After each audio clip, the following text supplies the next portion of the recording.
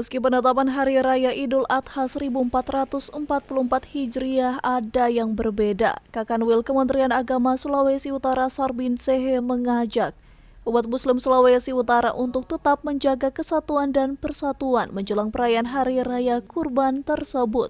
Dan menghadapi Hari Raya Idul Adha, kami berharap pada umat Islam di Indonesia maupun khususnya di Sulawesi Utara agar menjaga persatuan dan kesatuan. Kalaupun ada perbedaan penetapan tanggal 10 Zulhijjah oleh organisasi keagamaan dan oleh pemerintah, maka berharap mengedepankan persatuan dan kesatuan untuk tidak saling